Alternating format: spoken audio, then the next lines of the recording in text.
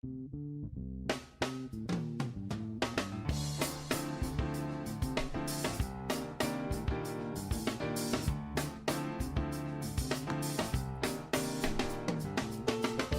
to America's Commercial Real Estate Show, your source for market intel, forecasts, and strategies. Hello, I'm Michael Bull. Thank you for being with us. This show is brought to you by CommercialAgentSuccess.com. Check it out if you're a commercial agent. There's 21 one-hour videos. It is the best commercial agent training you have ever seen in your life. I guarantee it. Learn more at CommercialAgentSuccess.com. Well, we have a show today that's been a long time in the making. We're going to talk about real estate and the cannabis industry. And it's interesting because it's a topic that we've avoided on the show. It's like, oh, do we want to be involved in a cannabis show, right?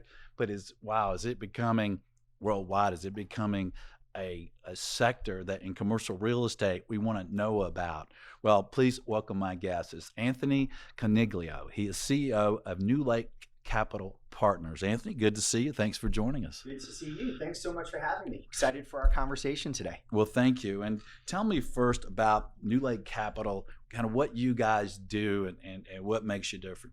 Yeah, thank you. Newlake Capital Partners, we are a publicly traded REIT, triple net lease REIT. We own 31 properties across 12 states. We own industrial and retail properties that are used exclusively in the cannabis sector.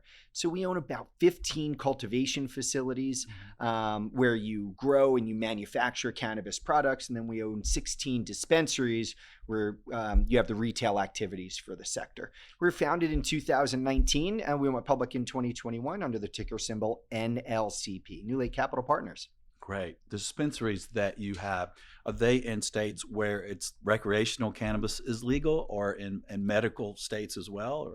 Both. We own dispensaries in both medical-only states as well as recreational-only states. And currently you have about 44 states in the country that have legalized cannabis for medical purposes, and you have 24 states representing over half of the U.S. population. 24 states, half of the U.S. population, where it's open for recreational purposes, like in Illinois would be an example. What's the trend there on legalization of recreational cannabis? It has been growing. You have seen last November, we flipped the year. So in 2022, you saw Missouri approve at the ballot box an initiative to legalize adult use cannabis, and that program launched early in 2023. More recently, you saw Ohio legalize at the ballot box in November of 23, a program that will launch later this year. And what you're starting to see now, and it gets a little bit to the politics of it, you're starting to see more of the red states like a Missouri and an Ohio move from and transition from medical to adult use. And I think you'll continue to see that occur. What about public opinion of the cannabis industry and involving real estate? It's been evolving. I think it's been evolving just the way my perspective evolved from what I saw, say, in college to I'm 55. So to what I see today and why I'm involved in the industry. Gallup runs a poll where they've been polling for the past probably 15 years, sentiment around cannabis, both for medical purposes as well as recreational use. And medical is continually polled above 90%. And in October, they released their most recent report, and recreational use cannabis approval in the US has now hit 70%. That's pretty significant. Not much in this country that we can all agree upon, but 70% of us believe that cannabis should be legal for any purpose. That's interesting. What about the financing on cannabis properties that are leased? Are they financeable? Are banks willing to do that? Very, very limited. What's really fascinating is that most landlords obviously you're a landlord, you own real estate. Most landlords have debt on their real estate. Within those debt agreements, there's an innocuous provision that says that anybody you lease to has to operate their business legally. We never really think about that provision, but when you have a cannabis tenant, they're illegal under the federal law, under the Controlled Substances Act. So many, many times you'll have a landlord lease out to a cannabis tenant only to have the bank say, if you don't evict this tenant, we will pull your debt. And as we all know in the real estate industry, that's a no-no. So we've seen a lack of capital available to the industry. Part of it is societal. Some people say, I don't want to be involved in that industry, consider it a sin industry. like you would alcohol or gambling. And some of it is just that they have these debt facilities and they're illegal activities and they can't rent to them. But therein lies the opportunity for why we started Newlake. Yeah, it's interesting. So how does that impact the cap rates, if you will, on the properties that you guys are buying? Higher cap rates. And you look at our portfolio across the 31 properties, and we have this on our website and in our investor materials. It's over 12% across the portfolio. So higher cap rates. Again, it's a mix of industrial and retail. The retail properties have a slightly lower cap rate, but there's meaningful risk. This is a nascent industry, and it's been using a fair amount of debt, and it's gone through a rough patch over the last 18 to 24 months. But it's a nascent industry, and so there is a risk premium associated with it. The reason I said before, some banks are providing capital. We, for instance, have a $90 million credit facility from 3 banks. Those banks, why are they doing business with us? Because they see a professionally managed portfolio of diversified properties across 12 states, and they feel more comfortable about our ability to manage that. Now, we have zero leverage on the business today. We haven't yet tapped that facility, but there are a limited number of banks, but they'll only do it for people that really understand the industry because of the specialized underwriting that's required to make sure that you're picking the right tenants to pay rent over the 15 to 20-year lease terms. That makes sense. And talk to us about the tenants. For instance, are they able to do business with banks? Will banks even do their operations? Yeah, and so some people actually think, do you get rent in a bag and it's all cash? No, we don't get rent in all cash. If somebody can't send us a wire transfer, we won't do business with them. Our tenants are some of the leading companies in the industry, names like a Curaleaf or Trulieve or Cresco, just to name a few. And there are banks that service the industry for traditional banking resources. In fact, FinCEN, which is a department of the Treasury, the U.S. Treasury Department, Financial Crimes Enforcement Network, FinCEN has a special SAR, or Suspicious Activity Report, that banks can fill out to provide services to state legal businesses, such as our tenants. And in fact, there are over 500 banks that are sending in these SARs on a quarterly basis to the Treasury Department. So there are banks that service it. They're not necessarily lending against properties, but they are providing your traditional banking services, such as wire transfers, deposit taking activities. And so we'll only do business with companies that have the ability to navigate that. If I may, one further point on this, there is a bill in Congress called the Safer Banking Bill, which has been debated. It actually passed for the first time ever out of the Senate Banking Committee in September of 23. And while there's a lot of excitement around the industry for this, they think it'll make financial services more accessible. Instead of 600 banks servicing the industry, we have over 3,000 banks in the country. It'll provide a safe harbor to banks. But it's going to be a long road for that legislation to get through. We at Newlake don't think that it actually passes here in 2024. So still a limited set of service providers. Anthony, what about competition for your tenants? Is there a barrier of entry, and is it different for different states? Yeah, absolutely. It's a great question. Each state creates its own infrastructure and its own set of rules. It's one of the difficulties that the industry has to deal with. You actually have to replicate. Let me say that since cannabis is illegal under the Controlled Substances Act, and you can't transport the product across state lines, each company has to replicate its business model in each state it operates in. And some states, such as Connecticut or Illinois, Ohio, Pennsylvania, are more restrictive in the number of licenses that they provide versus, let's say, a Colorado and Oregon or California, where licenses are much easier to come by. Hundreds, if not thousands. In fact, at one point in Oregon, there were over 3,000 licenses. Compare that to Illinois, where, much larger state by population, they started their program with only 24 licenses. And so that's part of our underwriting, but it's also really important to truly understand the business.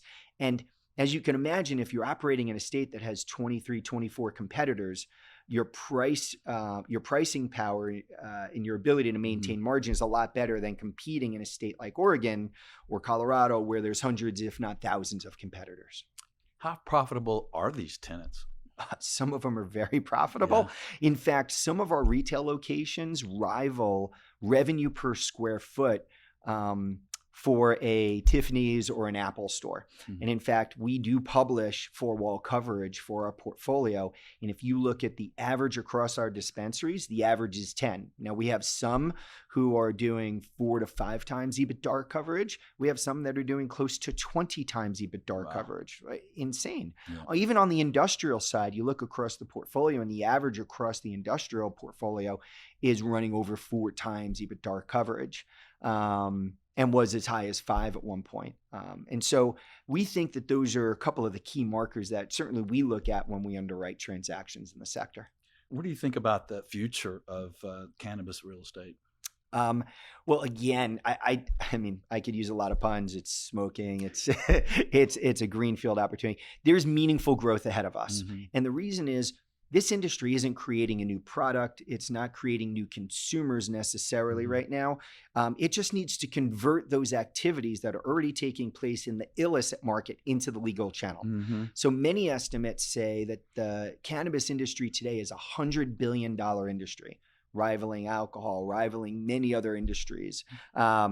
But 75% of that is in the illicit channel, and only 25 or roughly 25 billion is in those state legal businesses. So this industry will continue to grow as the operators convert sales from that illicit channel to the legal channel.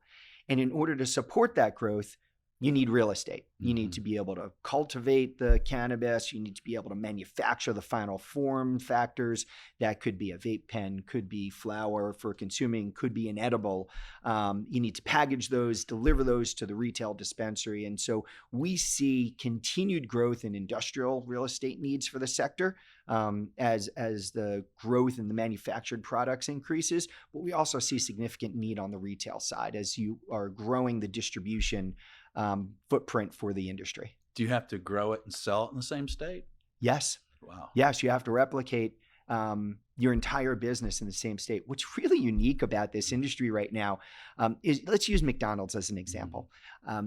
If you were McDonald's in this industry, you would need to grow the potato, harvest the potato, shave the potato into French fries. You need to deliver the French fries to the store, fry the fries, and then put them on the counter and deliver them to the consumer at the point of sale. Wow. You would need to do everything. And so over a long period of time, this industry will certainly commoditize.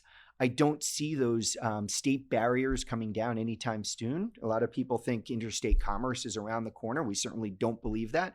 We think interstate commerce is probably at least 8, if not 10 plus years off into the future.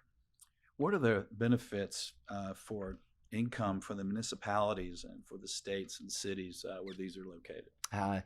Another great question, and really is part of what's driven, I believe, the growth in the industry and the conversion from medical to recreational for some states. There's significant tax revenues as well as significant opportunities for labor force participation in these individual states.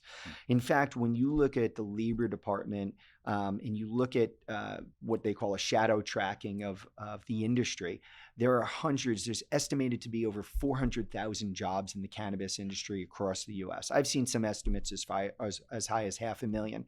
In fact, it's been one of the fastest growing job creation sectors in the economy over the last 5 years. And so states like that, they're not only getting the tax revenue on the sales in the industry, but they're getting the payroll taxes. They're seeing their local economies boom because people are getting put to work in those states. So there's a lot of incentives at the state level. What about the politicians that would vote to legalize cannabis in these markets? Do they get reelected? Do they get thrown out? Do they fear that? Yeah, I think some of them fear that, but I think what we're starting to see is public officials getting reelected having supported cannabis. And I believe if you're a national politician, you'll look at what happens in the local races to really understand your constituency. And what we're seeing in states like Ohio, Missouri, or even states like in Illinois that have legalized, you're not seeing politicians saying that they paid a price at the ballot box for supporting cannabis, whether it be medical or recreational. And so I think the more states that convert without a quote unquote political price, I think the more comfort politicians will take in being able to support cannabis. And we can talk about marijuana and cannabis without asking you this about stickiness. How sticky are these tenants? How long are these leases? Yeah, our leases tend to Mhm. be 15 to 20-year leases. Our Okay. weighted average remaining lease term is somewhere around 14 years right now. And so these are, in our opinion, sticky leases, particularly on the retail locations. Mhm. We think that once you have consumer behavior and once you have consumer habit, we think that those retail locations will persist. And the best example I can give you is many of your listeners may be in states where alcohol sales are very restrictive. If you're in Pennsylvania right now, listening to this, you have to go to a package store in order to purchase alcohol. Mhm. My home state of Connecticut, similar, you have to go to a liquor store in order to purchase liquor. And so in these states, I think you'd find that those alcohol and liquor distributors tend to be in the exact same location today as they were 30 years ago, 40 years ago. And so even though we have a 10 or 15, 20-year lease term with 5-year renewals, we think those renewals will be taken up, and we think those properties will persist for a long period of time as cannabis, especially given some of the zoning restrictions. Right, there are lots of local zoning restrictions: distance from a house of worship, distance from a school, distance from maybe other retail center categories. And so, given those limitations, we expect a lot of these properties to continue as cannabis properties going forward. What is the sense you get from the market, if you will, about you being in this industry? I mean, are you still getting you get any pushback from that? Like, what what are you doing in cannabis? Initially, we did. Yeah. My career, I Mhm. started at Price Waterhouse in my Mhm. career, and I spent nearly 15 years at JP Morgan running Mhm. various businesses. And certainly when I speak to some of my former colleagues, and at the Mhm. beginning when we started in 2019, they heard what I was doing. There was a lot of side eyes and like, really, what is this? But I think what we've Yeah. seen is the nation as a whole, and therefore our networks, are becoming more familiarized with the benefits of cannabis from a Mhm. medical perspective. I mean, it's really hard to have any conversation with anyone in the US today who isn't touched either by cancer or by um, heroin or by overdose deaths. And Mhm. what we've seen is cannabis being able to provide cancer patients with appetite stimulant or nausea control. We've Mhm. seen the FDA approve a drug entirely derived from cannabis called Epidiolex Mhm. to control epilepsy. Mhm. We've seen the federal government approve. There's a bill in Congress right now that's approved and going through reconciliation to allow the Veterans Administration to prescribe cannabis for veterans for PTSD and other pain management. Use it as pain management for an alternative to oxycodone or other drugs that are more addictive. And so I think as people come across these experiences and we talk about it more, I think people have a realization that it's not what they thought it was back when they were teenagers or perhaps in college. There's real medical uses, and it's a safer alternative to alcohol. Yeah. Well, that's interesting. I'm in a group. One of the groups I'm in is a cigar group, and a bunch of real estate guys. And there's other guys in this group and ladies. But I was talking to one of the guys, and he's older than me, very conservative guy. And he tells me, yeah, I've had a lot of problems with sleeping, and it Mm. was causing me other health issues. And he said, yeah, and I do these edibles, and they're small concentrations. He said, but it just really changed my life. And Yeah. it's like I'm like, you're doing cannabis? I'm like, really? Yeah, yeah, we hear that all the time. Yeah. It's a significant sleep Mhm. aid, Mhm. also anxiety. Mhm. And when I go on the tours for our properties and looking at new properties, I'll Mhm. be in a dispensary in the middle of the day, Mhm. and I'm always looking at who's in that dispensary. Mhm. And I'll tell you a story about one I did recently where, for sure there was an individual, mid-20s. He looked like he was getting ready for the weekend.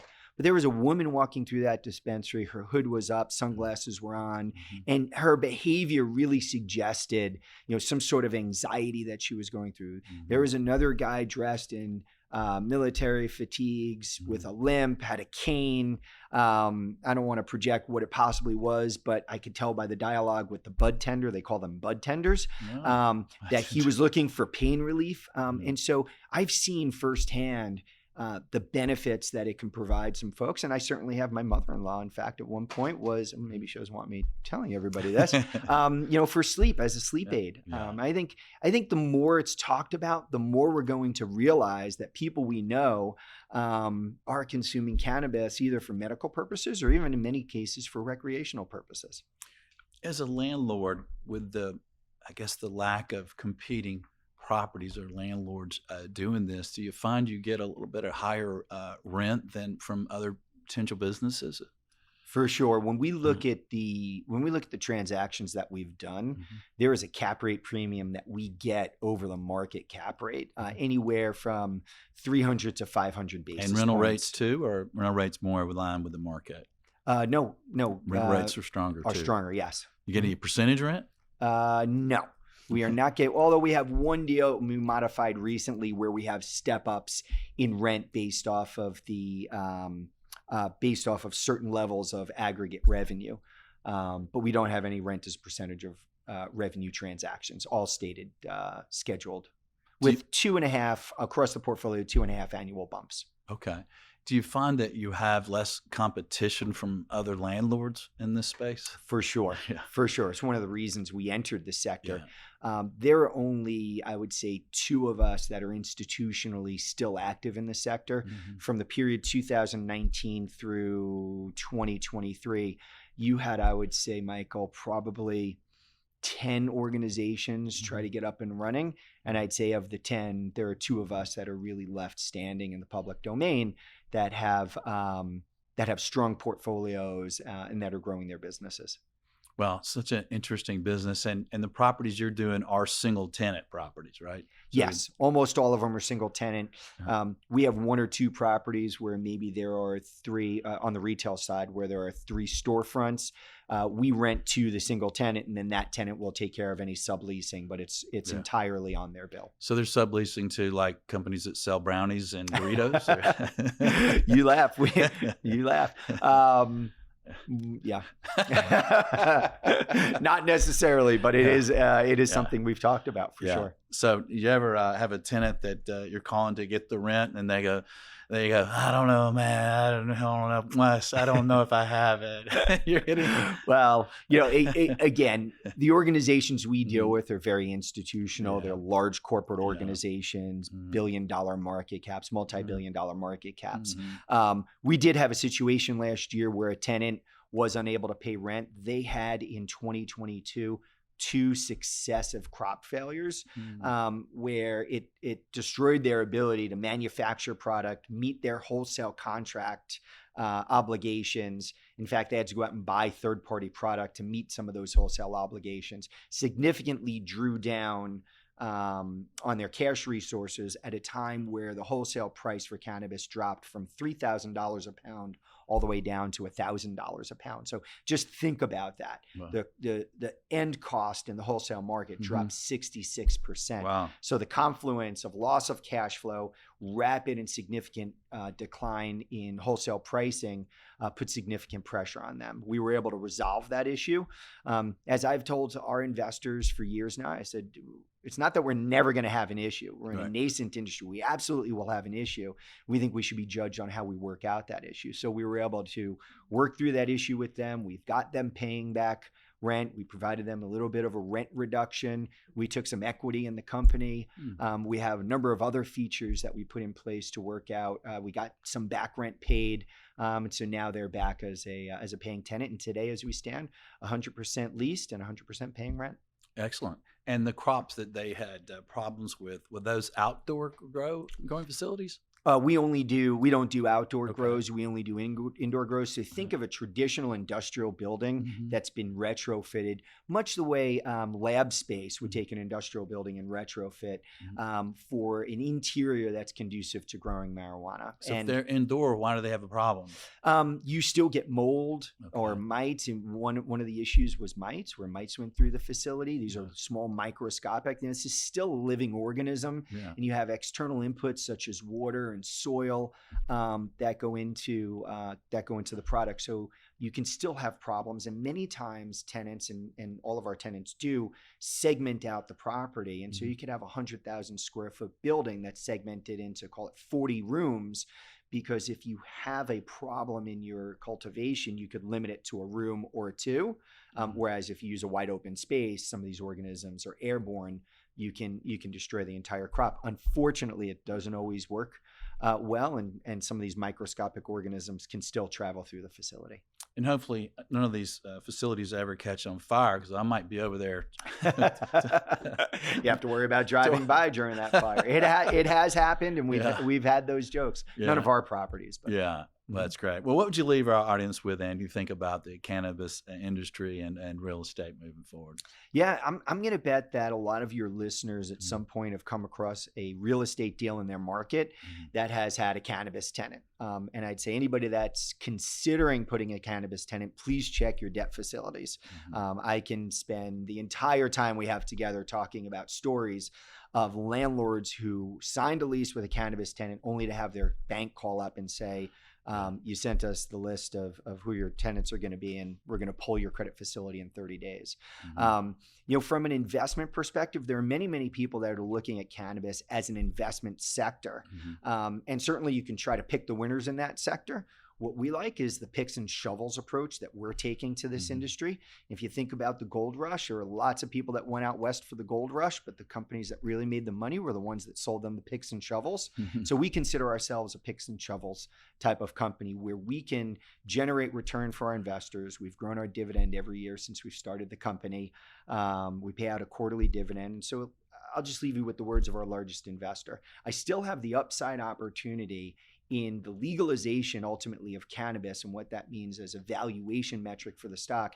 And while I'm waiting for that catalyst, you're going to pay me a healthy quarterly dividend.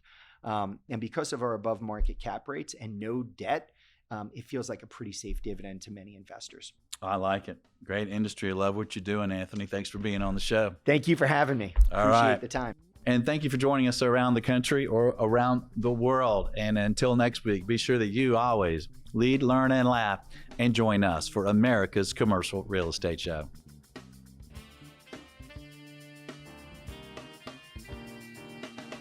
America's Commercial Real Estate Show is brought to you by Bull Realty. For commercial brokerage sales and leasing in the Southeast U.S., contact our show host by email at michael@bullrealty.com.